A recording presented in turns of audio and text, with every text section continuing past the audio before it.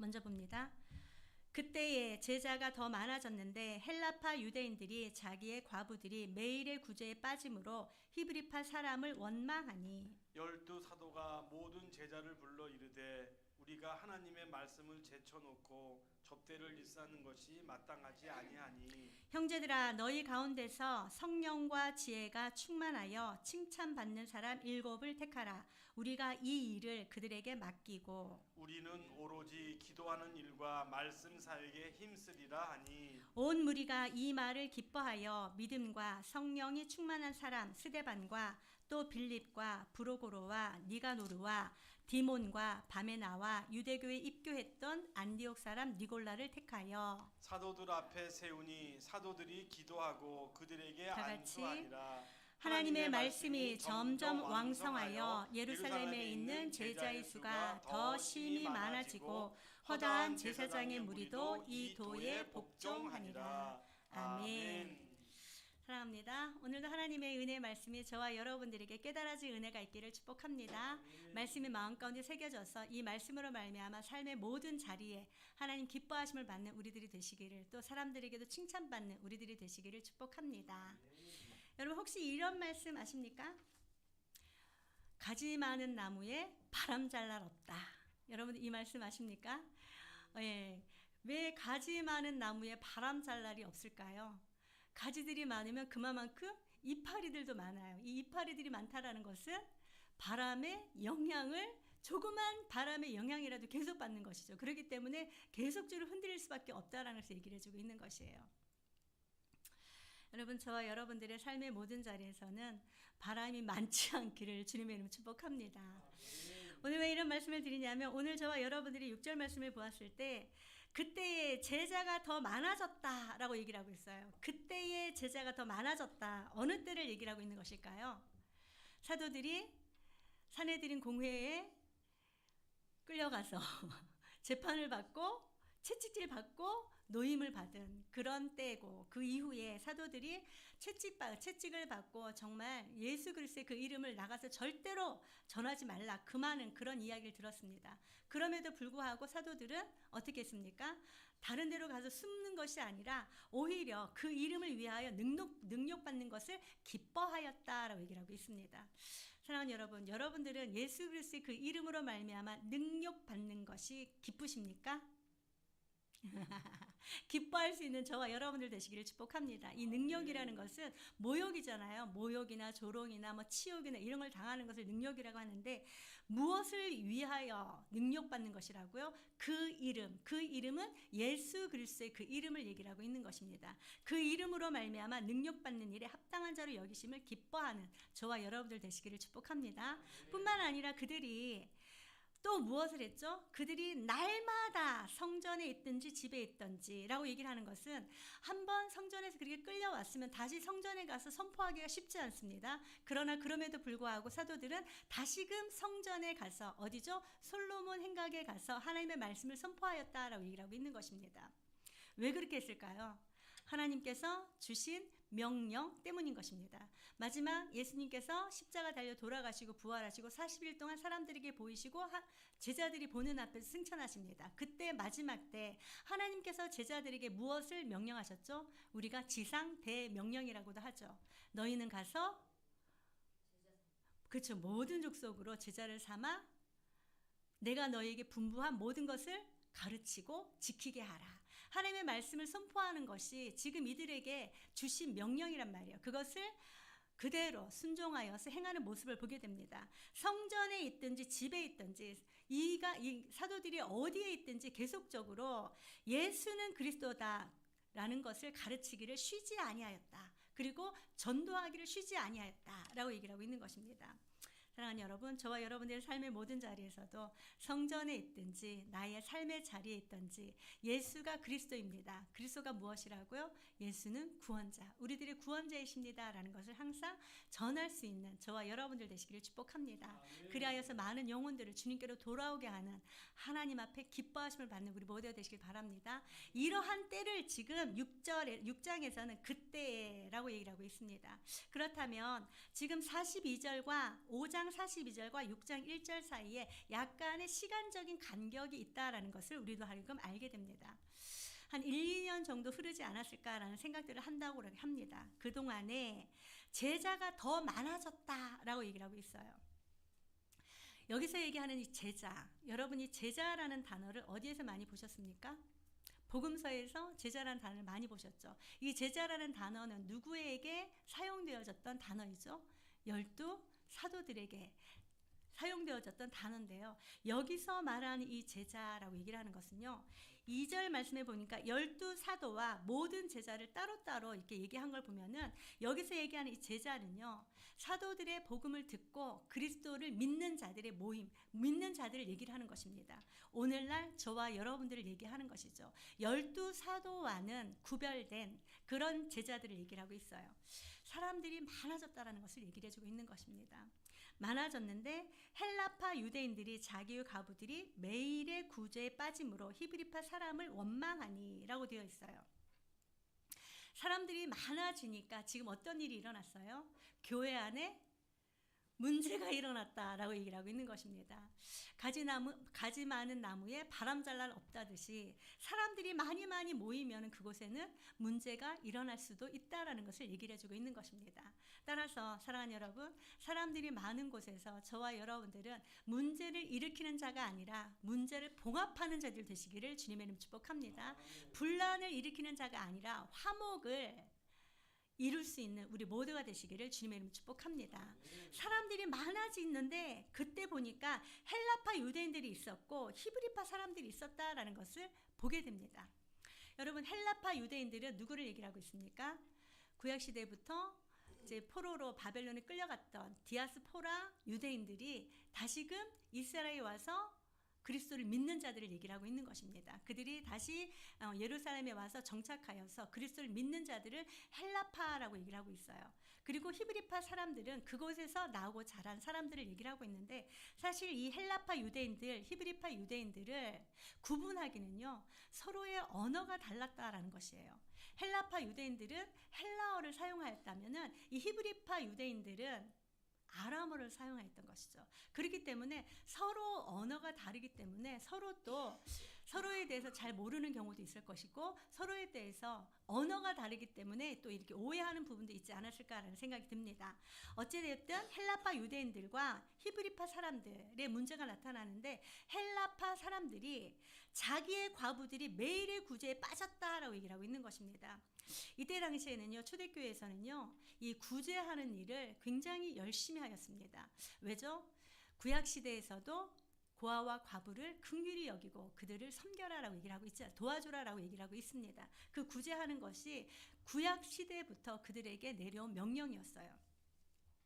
그래서 이것들을 제자들도 또 초대교회들도 그 아름다운 전통을 계속적으로 이어가는 그런 가운데 있었는데, 헬라파 유대인들이 자기의 과부들이 매일의 구제, 이 구제가 있는데 이 구제는요, 두 가지로 나눌 수 있어요.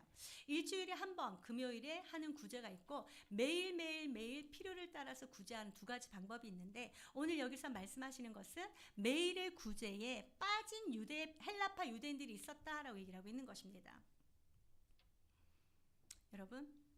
여러분들의 필요를 매일매일 챙겨줘야 되는데, 매일매일 챙겨주지 않으면 그 사람은 결국 어떻게 될 수밖에 없어요? 굶을 수밖에 없고 정말 힘겨울 수밖에 없는 그런 생활을 살아갈 수밖에 없는 거예요. 그런데 그 매일의 구제에서 헬라파 유대인들이 빠졌다라고 얘기를 하는데, 여러분이 빠지다라고 얘기를 하는 것은요, 미완료형이에요. 한 번만 빠진 것을 얘기를 하는 것이 아니에요. 지속적으로 몇 번을 빠졌다라고 얘기를 하고 있는 것이에요. 보니까 히브리파 과부들은 계속적으로 매일의 구제를 받고 있어요.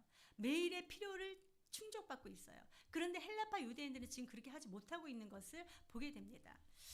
이것은 헬라파 유대인들을 싫어하거나 아니면은 이렇게 멀리하기 위해서 그런 것이 아니라 행정적으로 여기 착오가 있었기 때문이다라는 것을 우리 뒤에 말씀을 보면서 우리는 알 수 있습니다.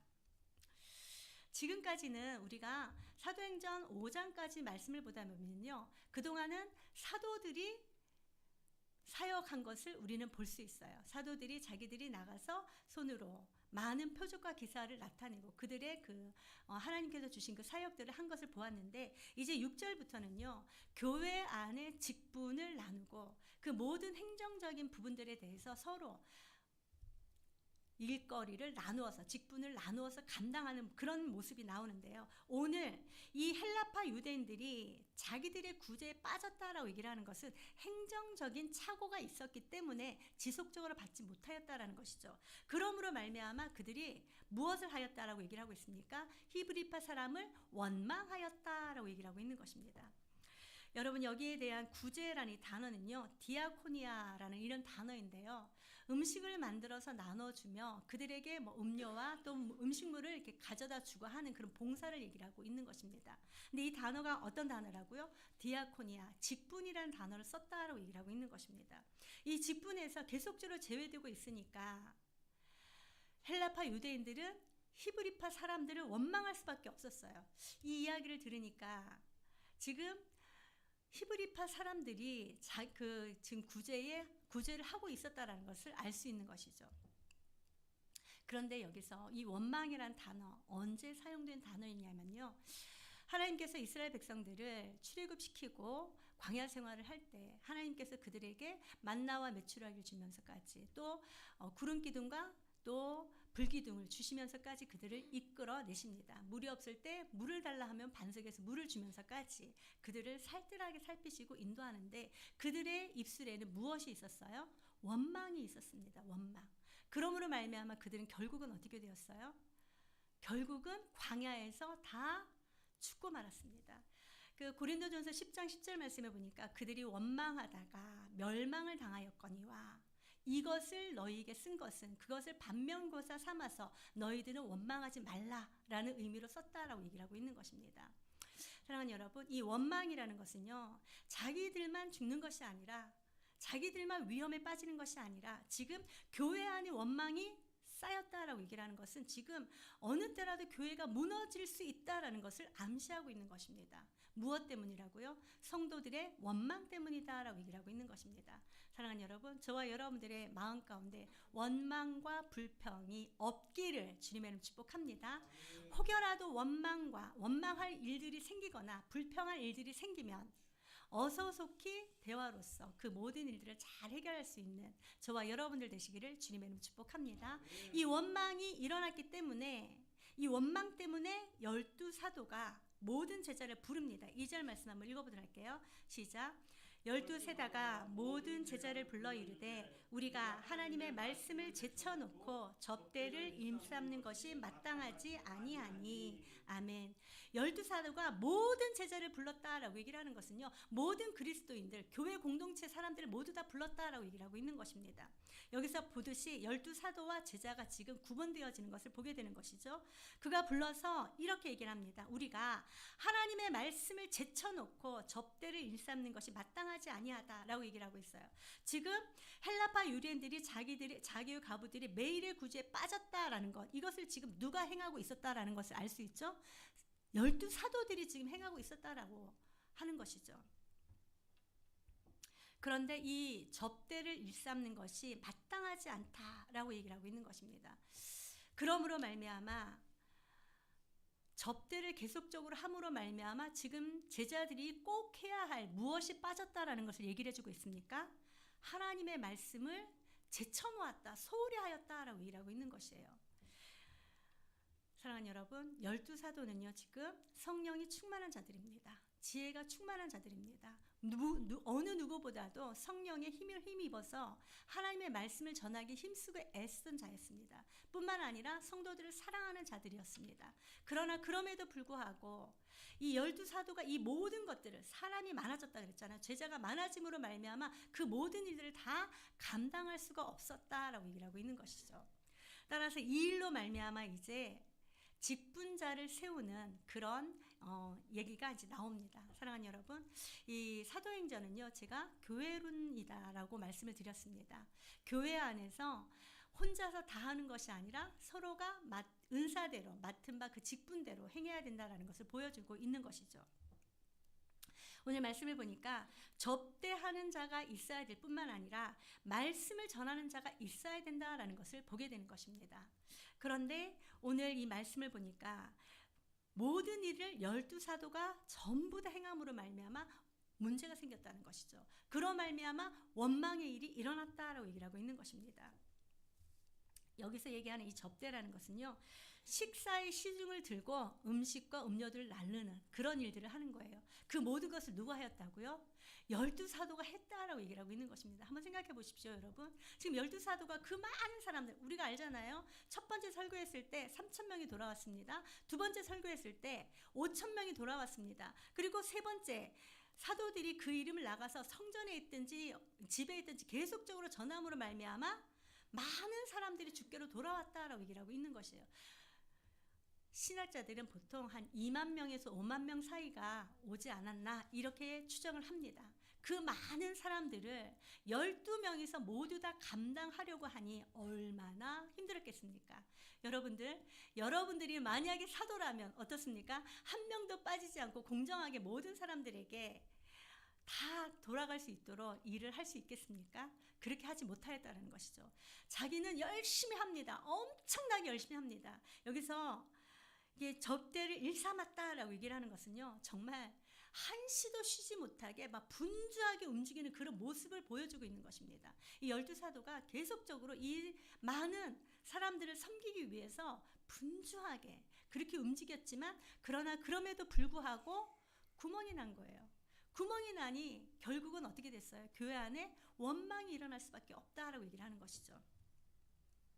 그래서 사도들이 3절 말씀 한번 읽어보도록 할게요. 3절 시작. 형제들아, 너희 가운데서 성령과 지혜가 충만하여 칭찬받는 사람 7을 택하라. 우리가 이 일을 그들에게 맡기고. 아멘. 이때에 성령께서 사도들에게 지혜를 주십니다. 지혜를 주셔서 어떤 지혜를 주시죠? 형제들아는 누구를 얘기를 하고 있습니까? 지금 교회 공동체 모든 사람들이죠. 교회 공동체에 있는 모든 사람들에게 너희 가운데서, 어디서?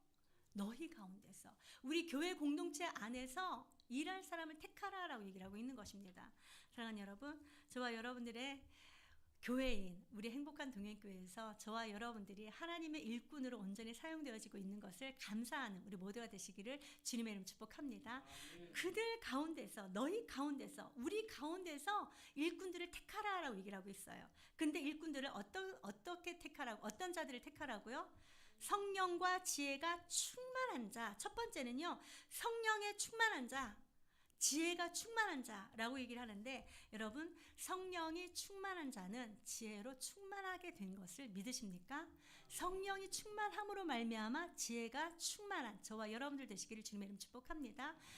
하나님께서 직분자를 세우는데 첫 번째로는 성령의 충만함으로 말미암아 지혜가 충만한 자를 세워라라고 얘기를 하고 있습니다. 여러분, 지혜라는 것이 무엇이죠? 사리분별을 잘하여서 그 진리를 정말 잘 사용할 수 있는 그런 것을 얘기를 하고 있지 않습니까? 이 지혜가 충만한 자를 먼저 세워라 라고 얘기를 하고 있어요. 저와 여러분들도 성령의 충만함을 받으실 수 있는 은혜가 있기를 주님의 이름으로 축복합니다. 성령이 충만함으로 말미암아 성령의 인도하심을 쫓아서 나아갈 때에 저와 여러분들의 삶의 모든 자리에는 지혜가 충만하게 될 줄로 믿습니다. 성령의 충만은 곧 지혜의 충만이다라는 것이죠. 이렇게 지혜가 충만한 자로 저와 여러분들 하나님 앞에 쓰임받는 우리 모두가 되시기를 축복합니다. 두 번째는 칭찬받는 사람을 세워라 라고 얘기를 하고 있어요. 여러분, 칭찬받는 사람, 어떤 자들이 칭찬받습니까? 문제를 일으키는 자들, 칭찬을 받을 수 있을까요? 그렇지 않습니다. 선한 영향력을 미치는 자들, 또 본을 보이는 자들, 이런 자들이 칭찬을 받는 거잖아요. 이 원문을 보니까 이 칭찬받는 자는요, 증거를 받는 자들이라는 거예요. 많은 사람들에게 저들이 정말로 그리스도인으로서 하나님께서 맡겨주신 그 일들을 잘 한다라고 칭찬받는 것을 얘기를 하고 있는 것입니다. 사랑하는 여러분, 저와 여러분들은 평판 좋은 칭찬받는 자 되시기를 주님의 이름 축복합니다. 칭찬받는 자들을 몇 사람을 택하라라고 얘기를 하고 있습니까? 7을 택하라라고 얘기를 하고 있어요. 사실 이 7이라는 것은 7이라는 숫자는 우리가 막 알고 있잖아요. 7이라는 숫자는 완전수고 그 교회에서, 초대교회에서 필요한 숫자만큼 채운다, 이런 식으로도 생각할 수 있는데, 여러분, 이 7명을 세워도 여기에 있는 모든 사람들이 다 공정하게 대우를 받을 수 있기 때문에 7명을 세웠다. 이렇게 생각하면 좋겠습니다. 이렇게 7명을 세워라라고 얘기를 했어요. 그리고 택하면 여기 택하다라고 얘기를 하는 것은요. 너희가 스스로 선택하다라고 얘기를 하고 있는 것입니다. 사랑하는 여러분, 오늘날에도 교회에 보면은요. 직분자들을 세울 때 투표 같은 걸 하지 않습니까? 이 투표 같은 걸 하는데 이 투표하면 어떻게 되죠? 자기가 뽑은 사람이 세워지는 거잖아요. 그러니까 교회 안에서 일할 사람을 스스로 세워라 라고 얘기를 하고 있는 것이에요. 그게 지금까지도 저와 여러분들에게 이렇게 이어져 오고 있다는 것을 기억하실 수 있는 은혜가 있길 바랍니다. 저와 여러분들이 어느 곳에서 막 일을 잘한다고 그 사람을 데리고 오는 것이 아니라 그 교회 안에서 정말 성령과 지혜가 충만하여 칭찬을 받는 사람, 그 사람을 직분자로 세워서 그 사람을 통하여서 선한 영향력을 받으라라고 얘기를 하고 있는 것이에요. 그리고 교회의 모든 행정사역까지도 또 일꾼으로 그렇게 사용되어지는 저와 여러분들 되시기를 주님의 이름 축복합니다. 자, 이렇게 해서 스스로 택하라. 우리가 이 일을 그들에게 맡기고, 여러분 이 일이란 것이 무엇이죠? 지금 12사도가 행하고 있는 구제의 일을 얘기를 하고 있는 것입니다. 접대의 일을 이야기를 하고 있는 것입니다. 모든 행정을 너희들이 좀 담당해 달라라고 얘기를 하고 있는 것입니다. 사랑하는 여러분, 저와 여러분들도 이렇게 직분에 따라서 하나님께서 주신 그 직분에 따라서 은혜롭게 사용되어지시는 은혜가 있기를 주님을 축복합니다. 어떤 사람은 이 직분을, 어떤 사람은 말씀을 전하는 자, 어떤 사람은 봉사로서, 또 어떤 사람들은 또 다른 사람들에게 가서 섬김으로, 구제함으로 이런 것들을 하고 있는데, 로마서 12장에 나와 있잖아요. 로마서 12장에 보면은 이 구제에 대해서 또 직분자에 대해서 어떻게, 은사에 대해서 어떻게 하라는 것이 말씀에 나와 있습니다. 저와 여러분들은 하나님께서 허락하신 그 은사대로 사용되어지시는 은혜가 있기를 주님의 이름으로 축복합니다. 자, 그리고 그렇게 맡기고 난 이후에 왜 그렇게 하느냐면 4절 말씀 한번 읽어보도록 할게요. 4절 시작. 우리는 오로지 기도하는 일과 말씀 사역에 힘쓰리라 하니. 12사도는 이 자기들이 지금 해왔던 그 모든 구제의 일들, 모든 접대의 일들을 지금 7명을 세우고 그들에게 다 맡기고 위임하고, 12사도는 무엇을 하기에 힘쓰겠다고요? 오로지 첫 번째 기도하는 일, 두 번째 말씀 사역. 여러분, 말씀 사역보다 더 우선되어야 될 것이 무엇이라고 말씀하고 있습니까? 기도하는 것이다 라고 얘기를 하고 있는 것입니다. 사랑하는 여러분, 올해 우리 교회에 주신 하나님의 말씀이 너희는 내게 부르짖으라 라는 것이잖아요.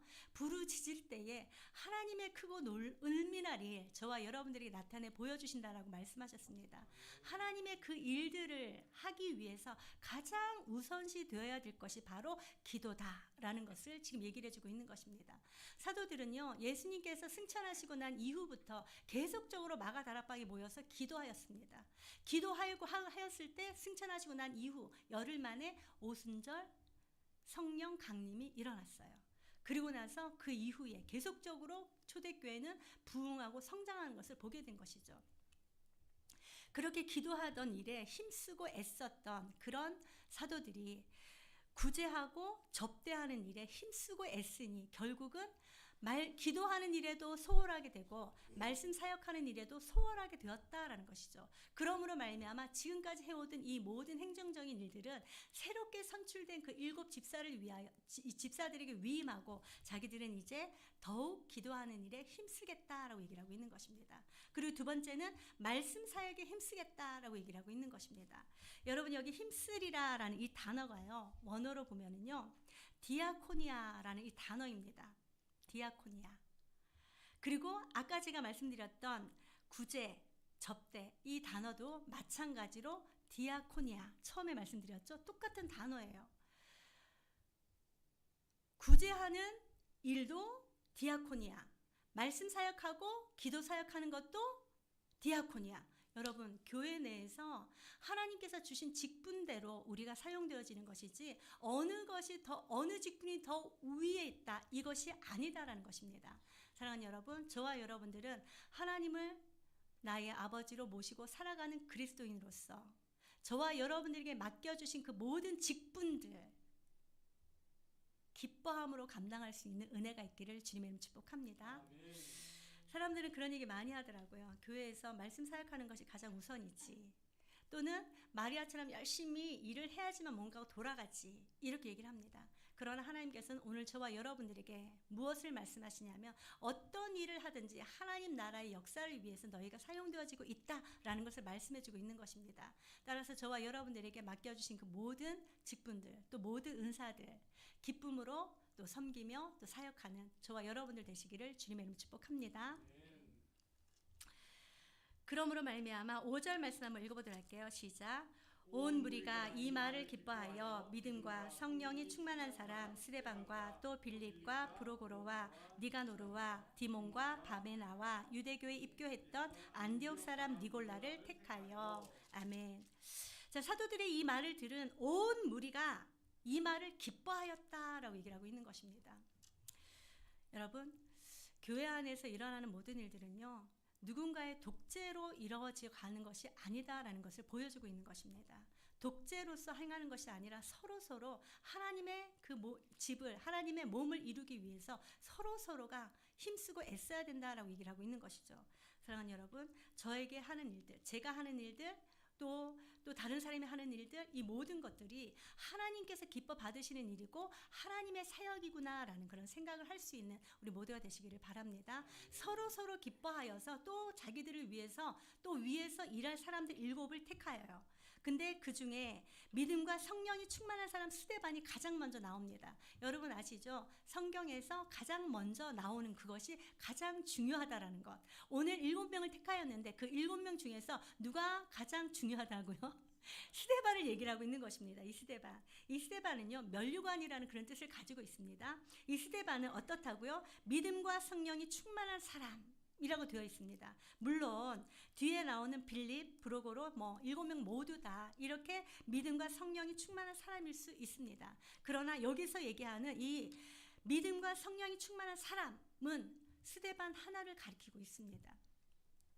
스데반은 그 나머지 사람들보다도 더 믿음과 성령이 충만하였다라고 얘기를 하고 있는 것이에요. 여러분, 왜 이렇게 스데반을 앞장세워서 강조하고 있을까요? 이제 앞으로 이 스데반을 통해서 어떠한 일이 일어나겠구나라는 것을 보여주는 것입니다. 그 믿음과 성령이 충만한 사람 스데반, 또 빌립이 두 번째로 나와 있어요. 여러분, 빌립도 또 큰 일을 하겠구나라는 그런 생각 들지 않습니까? 우리가 잘 알다시피 이제 좀 있으면 또 빌립에 대해서 얘기가 나옵니다. 그리고 뒤에서 브로고로 7명을 전부 다 얘기를 했지만 그 모든 사람들이 지금 성령과 지혜가 충만하여 사람들에게 칭찬받는 사람이었다라는 것을 얘기를 하고 있는 것입니다.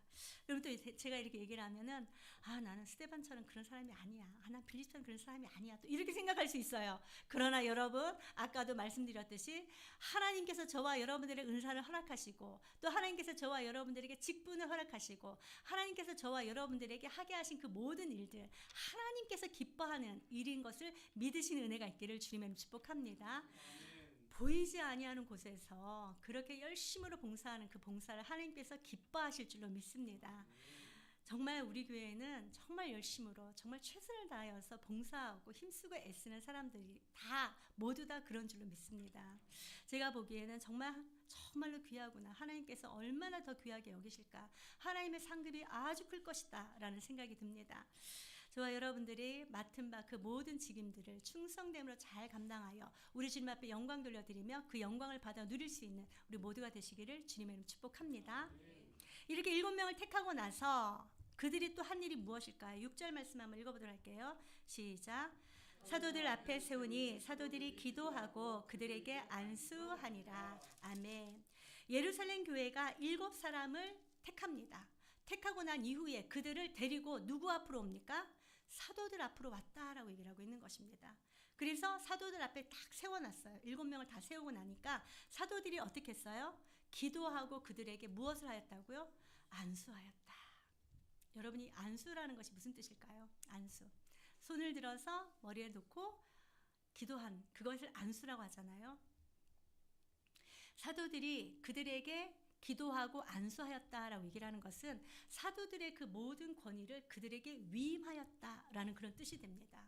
따라서 오늘날에도 하나님께서 사용하시는 사람들에게 안수를 통해서 행하게 하십니다. 목사, 직분을 감당하기 위해서는 어떻게 하죠? 안수를 합니다. 장로의 직분을 감당하기 위해서 안수를 합니다. 그리고 안수 집사님들, 교회에서 또 이렇게 이제 핵심적인 직분을, 그러니까 일을 할 사람들에게 직분을 주면서 어떻게 하죠? 안수를 합니다. 안수 집사님들. 이런 식으로 안수한다라는 것은요, 자기의 권위를 그 사람에게 위임하여서 자기와 동일하게 모든 일을 처리할 수 있도록 하는 것이 바로 이 안수입니다. 뿐만 아니라 그 사람을 거룩하게 구별할 때 안수를 합니다. 어느 때 이런 일이 일어났었죠? 하나님께서 모세에게 그의 형 아론을 대제사장으로 세울 때 이런 일들을 하셨습니다. 사랑하는 여러분, 하나님은 무작위의 하나님이 아니십니다. 질서의 하나님이신 것을 항상 기억할 수 있는 저와 여러분들 되시기를 주님의 이름으로 축복합니다. 교회 일을 함에 있어서도 질서를 따라서 행할 수 있는 우리 모두가 되시기를 주님의 이름으로 축복합니다.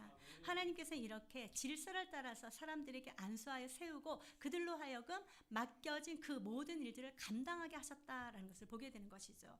저와 여러분들, 오늘 직분 받은 모든 것은 하나님께서 질서를 따라 행하여 주신 줄로 믿습니다. 따라서 저와 여러분들이 그 행하는 모든 것이 하나님의 위임을 받아 행한다라는 것을 기억하시고 기쁨으로, 즐거움으로, 충성됨으로 잘 감당할 수 있는 은혜가 있기를 주님의 이름 축복합니다. 자, 그러고 나니 결론적으로 어떠한 일들이 일어났을까요? 7절 말씀 한번 읽어보도록 할게요. 시작.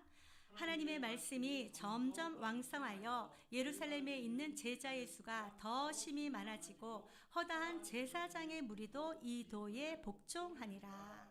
그러므로 말미암아 일어난 일이 무엇일까요? 하나님의 말씀이 점점 왕성하여졌다라고 얘기를 하고 있는 것입니다.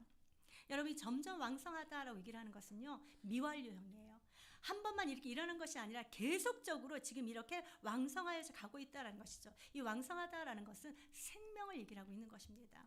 여러분, 우리가 밭에다나 아니면은 뭐 어디에다가 흙에다가 씨앗을 뿌립니다. 씨앗을 뿌리면 그것이 점점 um을 틔우죠. um을 틔우고 싹을 틔우고 점점 잎이 나고 자라나잖아요. 그런 것처럼 점점 자라나는 것을 얘기를 하고 있는 것이죠. 사도들의 그 지혜로움으로 인하여서 하나님의 말씀이 점점 왕성해지고 예루살렘에는 제자의 수가 심히 많아졌다라고 얘기를 하고 있는 것입니다. 그리고 중요한 것, 허다한 제사장의 무리도 이 도에 복종하였다라고 얘기를 하고 있습니다. 신학자 예레미야서는요, 이때 당시에 제사장의 무리들, 레위 지파의 무리들이 18,000명 정도 있었다라고 얘기를 합니다. 그 중에서 8,000명 정도가 이 제사장의 직분을 감당하였다고 합니다. 그 중에 많은 무리가 이 도가 무엇이죠? 예수는 그리스도다라고 전파하는 이 도, 예수님의 생애부터 예수님의 부활, 승천, 그리고 다시 오심, 그 모든 복음을 믿는 자, 믿는 도, 그것을 얘기를 하고 있는 것이죠. 이 도에 복종하였다라고 얘기를 하고 있는 것입니다. 여러분, 제사장은 뭐 하는 사람들이었죠? 제물을 잡아서 하나님 앞에 드리고 피를 뿌리고 백성들을 그 피로 말미암아 거룩하게 하는 그런 역할을 하는 자들이었잖아요. 이제는 이들이 이 도에, 그리스도의 도에 예수는 그리스도다라는 것을 믿는 그 복음에 참여했다라고 얘기를 하는 것은 이제는 동물의 제사를 드리는 것이 아니라 예수 그리스도 그분을 믿는 믿음으로 말미암아 소망 가운데 나아간다라는 것을 지금 고백하고 있는 것입니다. 여러분 한번 생각해 보십시오. 이 제사장들이 무리가 그리스도인으로서 그 도를 따른다. 옆에 있는 유대인들은 어떻게 보겠습니까? 받아들여 줄 수 있겠습니까? 너무도 당황스럽고 도무지 받아들일 수 없는 그런 상황이에요. 그러나 그럼에도 불구하고 하나님의 말씀이 점점 왕성하여 감으로 말미암아 사람들이 어떤다 할지라도 하나님의 그 복음은 끊어지지 않는다라고 얘기를 하고 있는 것입니다. 여러분, 히브리서 말씀 보니까 하나님의 말씀은 살았고 활력이 있어 좌우의 날선 어떤 검보다도 예리하여 혼과 영과 및 관절과 골수를 찔러 쪼개기까지 하며 마음의 생각과 뜻을 감찰한다라고 얘기를 하고 있는 것입니다. 사랑하는 여러분, 하나님의 말씀은 살아 역사하신 하나님의 말씀인 줄로 믿으시는 은혜가 있길 바랍니다. 따라서 저와 여러분들은 하나님의 말씀을 날마다 더욱더 사모해야 합니다. 하나님께서 오늘 저와 여러분들에게 어떠한 말씀을 주시는지 그 말씀을 잘 받아야 된다라고 얘기를 하고 있는 것이죠. 말씀을 나의 형편과 사정에 따라서 변개하는 그런 일이 없기를 바랍니다. 정말 내가 간절히 바라는 말씀이 바로 이것이었어. 이 말씀이 있으면 내가 이 땅에서 너무 잘 될 것 같아. 나의 생각대로 말씀을 해석하지 아니할 수 있는 은혜가 있기를 주님의 이름 축복합니다. 베레아 사람들처럼 이 말씀이 그러한가 하여 항상 연구하고 상고할 수 있는 우리 모두가 되시길 바랍니다. 그럴 때 살아계신 그 하나님의 말씀이 우리들의 삶의 모든 자리를 주장하여 주셔서 아름다운 열매를 맺게 하여 주실 줄로 믿습니다. 저는 오늘 이 말씀을 보면서 딱 한 가지 생각이 들더라고요. 지금 예루살렘 초대교회에 어떤 일이 일어났어요? 위기의 상황이 일어났습니다. 그 위기의 상황 무엇 때문이었어요? 원망하는 것 때문이었죠.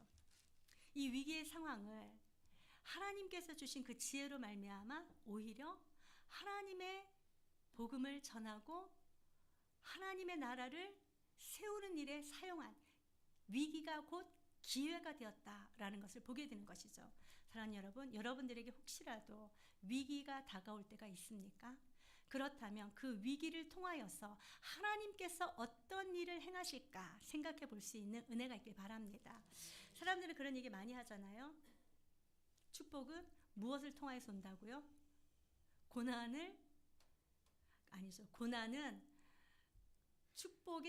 축복을 하기 위한 포장으로 온다라고 얘기를 하고 있지 않습니까? 따라서 사랑하는 여러분, 저와 여러분들에게 고난이나 위기가 올 때 오히려 이걸 통하여서 하나님께서 나에게 어떠한 축복을 주실까라고 생각하며 기대하는 마음으로 하나님을 더욱더 바라볼 수 있는 우리 모두가 되시기를 주님의 이름 축복합니다. 여러분들의 삶의 모든 자리에서 힘들고 어려운 그런 일들이 일어난다면 어서속히 하나님의 말씀으로 나오신 은혜가 있길 바랍니다. 하나님의 말씀을 듣는 자리로 나오신 은혜가 있길 바랍니다. 하나님의 말씀이 그 모든 것을 다 해결해 주시고 회복시켜 주실 줄로 믿습니다. 따라서 주님의 말씀으로 말미암아 저와 여러분들의 모든 삶이 점점 생명 가운데 흥황되어지는 부흥케 되어지는 은혜가 있기를 주님의 이름 축복합니다.